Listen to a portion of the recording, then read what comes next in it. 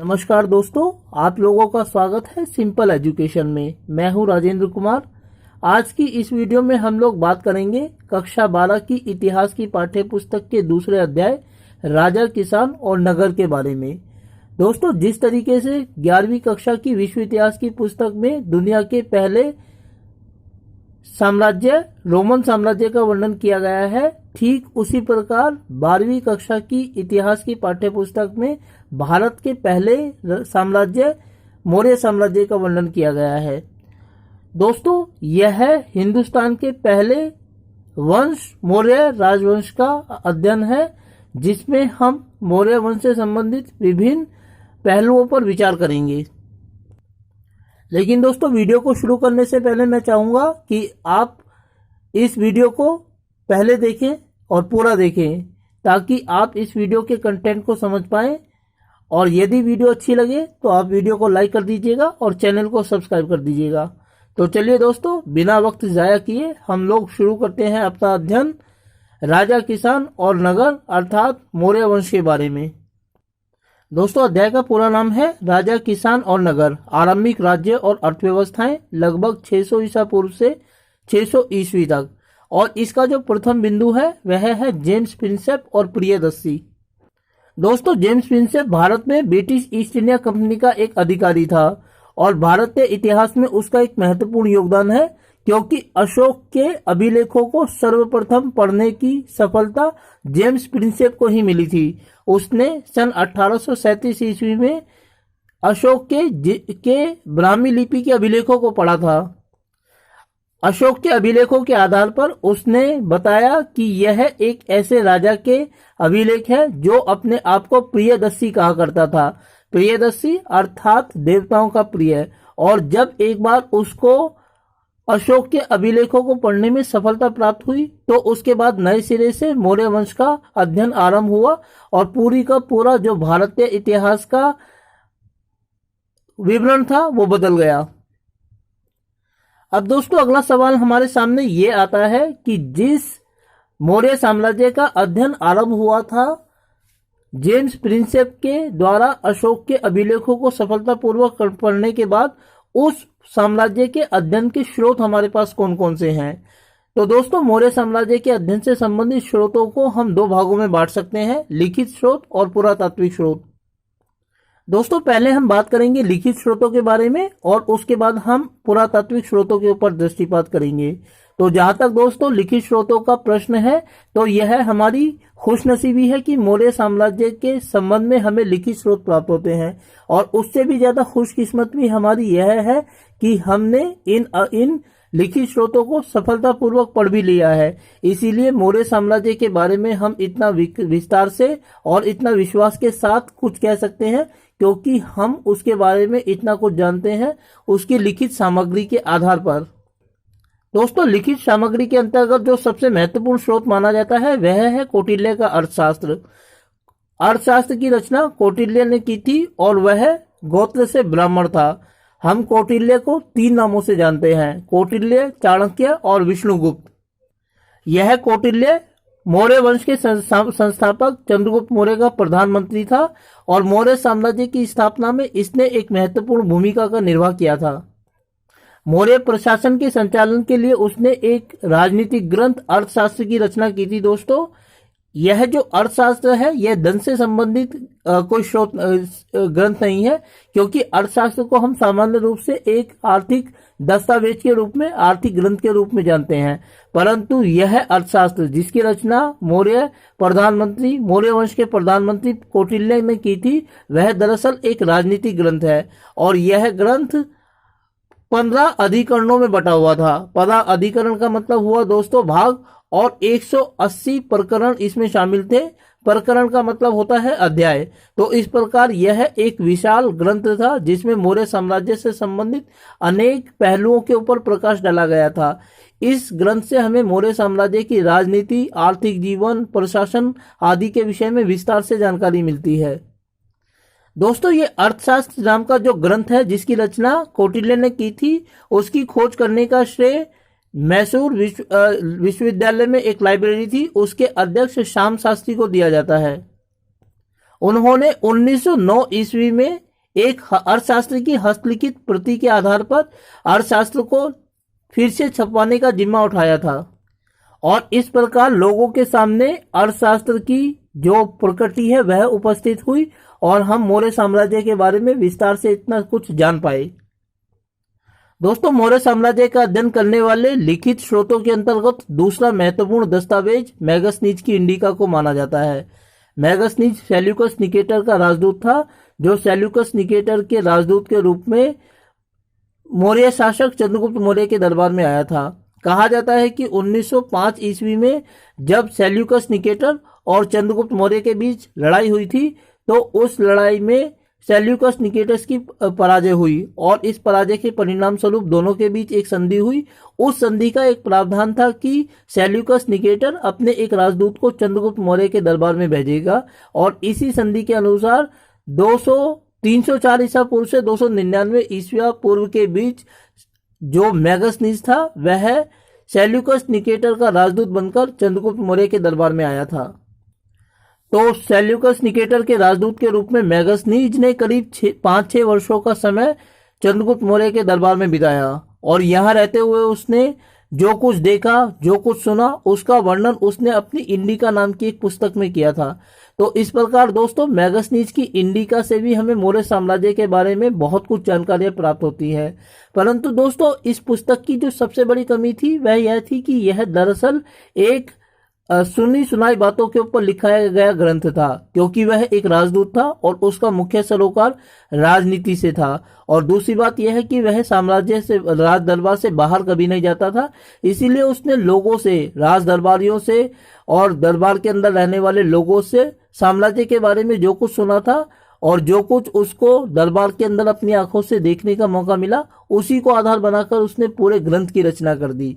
इस प्रकार यह एक ऐसा ग्रंथ नहीं है हम जिसके ऊपर आंख बंद करके विश्वास कर सके। इसका प्रयोग करते समय हमको सावधानी बरतने की आवश्यकता है। दोस्तों, इंडिका जो ग्रंथ है अब मूल रूप से मौजूद नहीं है, लेकिन इसके बाद आने वाले जो यूरोपीय विद्वान थे उन्होंने मैगस्थनीज की इंडिका का हवाला देते हुए अपने ग्रंथों की रचना की है। इसीलिए हम अप्रत्यक्ष रूप से भी मैगस्थनीज की इंडिका के बारे में जानते हैं कि यह एक ऐसा ग्रंथ था जिसने मौर्य साम्राज्य के बारे में प्रकाश डाला। इसके अलावा दोस्तों, 2 यूरोपीय यात्री थे, डायमेकस और डायानोसिस। ये दोनों ही विद्वान जो यात्रियों के रूप में बिंदुसार के दरबार में आए थे, उन्होंने के अध्ययन से भी हमें मौर्य साम्राज्य के बारे में जानकारी मिलती है। परंतु इन दोनों यात्रियों के अध्ययनों के जो श्रृंखला है, पुस्तकें हैं, वो भी हमारे पास उपलब्ध नहीं है और अप्रत्यक्ष रूप से हमें इनके बारे में जानकारी मिलती है। इसके अलावा दोस्तों, समय समय पर चीन से आने वाले यात्रियों के विवरणों से भी हमें मौर्य साम्राज्य के बारे में जानकारी मिलती है। उदाहरण के लिए फाहियान, जो गुप्त सम्राट चंद्रगुप्त विक्रमादित्य के समय में आया था, और हुएनसांग जो अशोक के समय में आया था, उन्होंने भी अपने अध्ययनों में गुप्त में मौर्य साम्राज्य का वर्णन किया है। उदाहरण के लिए हुएनसांग ने यह लिखा है कि जिस पाटलिपुत्र का उसने जिक्र सुना था, आजकल वह बदहाल अवस्था में है। इस प्रकार अप्रत्यक्ष रूप से सदियों बाद आने वाले चीनी यात्रियों ने भी अपने अध्ययनों में मौर्य साम्राज्य के बारे में और मौर्य प्रशासन के बारे में वर्णन किया है। दोस्तों, मौर्य साम्राज्य के अध्ययन से संबंधित जो दूसरे प्रकार के स्रोत हैं उनको पुरातात्विक स्रोत कहा जाता है। पुरातात्विक स्रोतों को लिखित स्रोतों की अपेक्षा अधिक महत्वपूर्ण माना जाता है, क्योंकि एक बार जब पुरातात्विक स्रोतों की रचना कर दी जाती है तो उसके बाद इनमें परिवर्तन करना बड़ा मुश्किल होता है। और यह हमारी खुशकिस्मती है कि मौर्य साम्राज्य से संबंधित हमें महत्वपूर्ण पुरातात्विक स्रोत मिलते हैं। अशोक के अभिलेख सबसे महत्वपूर्ण पुरातात्विक स्रोत माने जाते हैं मौर्य साम्राज्य के अध्ययन के बारे में। अशोक भारत का पहला ऐसा शासक था और मौर्य वंश का पहला ऐसा शासक था जिसने अपने अभिलेखों के माध्यम से अपनी आज्ञाओं की रचना की और उसने अपनी प्रजा को अपने विचारों से अवगत कराया कि उनका शासक उनसे क्या चाहता है।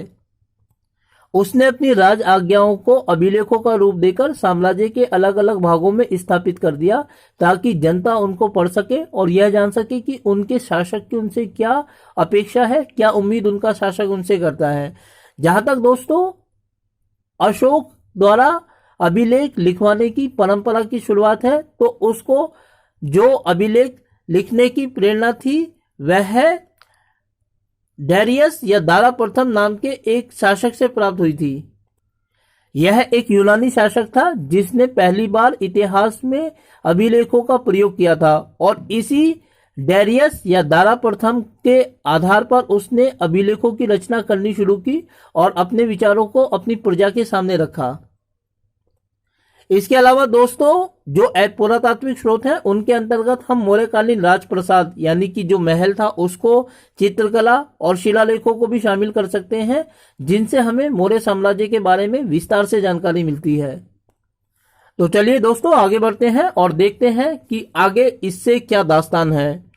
दोस्तों जिस मगध साम्राज्य का हम अध्ययन कर रहे हैं और इस अध्याय के नाम में जो 600 ईसा पूर्व से 600 ईस्वी तक का समय दिया गया है, यह वह समय था जब हिंदुस्तान में अनेक नए नए राज्य उभरकर सामने आ रहे थे और 16 महाजन पदों का उल्लेख हमें इस दौरान मिलता है। इन 16 महाजन पदों के बारे में हमें बौद्ध ग्रंथ अंगुत्तर निकाय से जानकारी मिलती है, जबकि जैन ग्रंथ भगवती सूत्र से भी हमें इन 16 महाजन पदों के बारे में विस्तार से अध्ययन प्राप्त होता है। लेकिन बौद्ध ग्रंथ अंगुत्तर निकाय में किया गया वर्णन इन 16 महाजन पदों के अध्ययन का सबसे प्रमाणिक ग्रंथ माना जाता है। लेकिन दोस्तों सवाल उठता है कि इन 16 महाजन पदों में जो पहला और सबसे महत्वपूर्ण महाजन पद था मगध, वह किस प्रकार एक ताकतवर महाजन पद के रूप में उभरा, वे कौन कौन से कारण थे जिन्होंने मगध को एक महत्वपूर्ण महाजन पद बनाया, तो इसके उत्थान के पीछे कौन कौन से कारण निहित थे, अब हम उनका अध्ययन करेंगे। दोस्तों 6ठी शताब्दी ईसा पूर्व में एक महाजन पद के रूप में, ताकतवर राज्य के रूप में मगध के उत्थान के बहुत सारे कारण थे, जिनको हम निम्नलिखित बिंदुओं की सहायता से समझ सकते हैं। इनमें सबसे पहला कारण था दोस्तों उपजाऊ भूमि। दोस्तों वर्तमान समय में जो मगध है हम उसको बिहार के नाम से जानते हैं। बिहार में जो पटना है वो उस समय की पाटलिपुत्र हुआ करती थी, जो मौर्य साम्राज्य की राजधानी थी। तो बिहार में, आधुनिक बिहार में जो मगध नाम का साम्राज्य उभरा, वहां 2 महत्वपूर्ण नदियां बहा करती थी, एक गंगा और दूसरी उसकी सहायक नदी सोन। इन दोनों ही नदियों के कारण वहां की जो भूमि थी बहुत ज्यादा उपजाऊ हो गई थी, क्योंकि ये दोनों नदियां मिलकर उसे एक दोआब क्षेत्र के रूप में परिवर्तित करती थी। इस उपजाऊपन के कारण वहां अच्छी कृषि की जाती थी और अच्छी कृषि की पैदावार ने वहां एक ताकतवर साम्राज्य के उदय को संभव बनाया, क्योंकि जब किसान अच्छी फसल का उत्पादन करते थे तो उन्हें अपनी सुरक्षा की आवश्यकता थी और इसीलिए ऐसे लोगों को चुना गया जो उनको सुरक्षा प्रदान कर सके और बदले में वे लोग उनको अपनी उपज का एक हिस्सा उनके मजदूरी के रूप में, उनके सेवा के रूप में प्रदान करने लगे। इस प्रकार मगध के उत्थान का जो सबसे महत्वपूर्ण कारण था वो ये था कि मगध में एक साथ 2 नदियां बहती थी, जिन्होंने वहां की जमीन को उपजाऊ बना दिया था और वहां अच्छा फसल उत्पादन किया जाता था, जिन्होंने आगे चलकर मगध में एक ताकतवर साम्राज्य के उद्भव को संभव बनाया। दोस्तों मगध के उत्थान का जो दूसरा कारण था वह था लोहे की उपलब्धता। जिस स्थान पर मगध साम्राज्य का उदय हुआ वहां ऐसी अनेक लोहे की खानें थी जहां से अच्छा लोहा प्राप्त किया जाता था और लोहे की खानों से प्राप्त इस लोहे का प्रयोग सेना के लिए हथियार बनाने के लिए किया जाता था। जब सेना के लिए अच्छे लोहे के हथियार उपलब्ध थे तो इसके कारण वहां की सेना ताकतवर बन गई थी, जिसने वहां एक ताकतवर राज्य के उत्थान को संभव बनाया। दोस्तों जब हिंदुस्तान में सिकंदर ने आक्रमण किया हुआ था तो उसने व्यास नदी को पार करने की कोशिश की, लेकिन उसकी सेना थी, उसने कहा जाता है कि व्यास नदी से आगे बढ़ने से मना कर दिया और उन्होंने यह बहाना बनाया कि अब उन्हें उनके परिवार वालों की, बीवी बच्चों की याद सताने लगी है, इसीलिए अब वे आगे नहीं बढ़ना चाहते बल्कि वापस घर लौट जाना चाहते हैं। लेकिन जब इस बात का अध्ययन किया गया तो पाया गया कि दरअसल सिकंदर की सेना मगध की सेना से डर गई थी। उन्होंने मगध की सेना की ताकत के बारे में सुन रखा था और उसके साथ टक्कर लेने की उनकी हिम्मत नहीं हो रही थी, इसीलिए उन्होंने बहाना बनाकर व्यास नदी से आगे बढ़ने से इनकार कर दिया। तो दोस्तों मगध में जो लोहे की खानें उपलब्ध थी वहां अच्छी मात्रा में लोहा प्राप्त होता था और इस लोहे ने वहां की सेना को इतना ताकतवर बना दिया था कि कोई भी विदेशी सेना उनका सामना नहीं कर सकती थी। दोस्तों, मगध के उत्थान के लिए जो अन्य कारण था वह था हाथियों की उपलब्धता। मगध के में जो आसपास जंगल मौजूद थे वहां जंगली हाथी पर्याप्त मात्रा में उपलब्ध थे। इन हाथियों को पकड़कर अक्सर प्रशिक्षित किया जाता था और इन्हें मगध की सेना का हिस्सा बना दिया जाता था, जिसकी वजह से मगध की सेना और ज्यादा ताकतवर बन गई थी। दोस्तों, सेना में हाथी महत्वपूर्ण भूमिका निभाते थे। क्या आप जानते हैं कि सेना में इन हाथियों का क्या प्रयोग होता था? सेना में इन हाथियों का प्रयोग होता था पराजित होने वाले राजा के महल के दरवाजों को तोड़ना, क्योंकि दरवाजे बहुत बड़े बड़े हुआ करते थे, कोई इंसान उन्हें नहीं खोल सकता था। अगर एक राजा किसी दूसरे राजा के ऊपर हमला करता था तो तब तक राजा को पराजित नहीं माना जाता था जब तक कि उसके महल को ना घेर लिया जाए, उसके महल पर कब्जा ना कर लिया जाए। ऐसे में उस गेट को खोलना, उस गेट को तोड़ना हाथी की जिम्मेदारी होती थी। और इस काम के लिए मगध में जंगलों में हाथी पर्याप्त मात्रा में उपलब्ध थे। जरूरत इस बात की थी कि उन जंगली हाथियों को पकड़कर ट्रेनिंग दी जाए और ट्रेनिंग देने के बाद उन्हें मगध की सेना का हिस्सा बना लिया जाए। ये वहां के तमाम शासकों ने बड़े पैमाने पर किया, इसीलिए उनकी सेना एक ताकतवर सेना बनकर उभरी और इतनी ताकतवर बन गई कि सिकंदर की सेना ने भी उससे टक्कर लेने से इनकार कर दिया। दोस्तों, मगध के उत्थान के लिए जो अंतिम कारण था वो था वहां के योग्य शासक। मगध में एक के बाद एक अनेक योग्य शासक हुए जिन्होंने अपनी नीतियों से मगध को एक ताकतवर साम्राज्य के रूप में स्थापित करने में महत्वपूर्ण भूमिका निभाई। महापद्म नंद हुआ, घनानंद हुआ, चंद्रगुप्त मौर्य हुआ, बिंदुसार हुआ, अशोक हुआ। ये वे शासक थे जिन्होंने एक के बाद एक अपनी नीतियों के द्वारा मगध को एक ताकतवर साम्राज्य के रूप में स्थापित किया। कहा जाता है कि जिस समय सिकंदर ने भारत पर आक्रमण किया हुआ था उस समय मगध का शासक घनानंद था और घनानंद की सेना एक ताकतवर सेना थी क्योंकि उसने अपनी नीतियों के द्वारा मगध की सेना को काफी ताकतवर बना दिया था। और जब सिकंदर की सेना को उससे टक्कर लेने के बारे में सोचना पड़ा, युद्ध करने के बारे में सोचना पड़ा, तो उसकी सेना ने बहाना बना दिया कि अब वे आगे नहीं बढ़ना चाहते क्योंकि उन्हें अपने परिवार की याद सताने लगी है।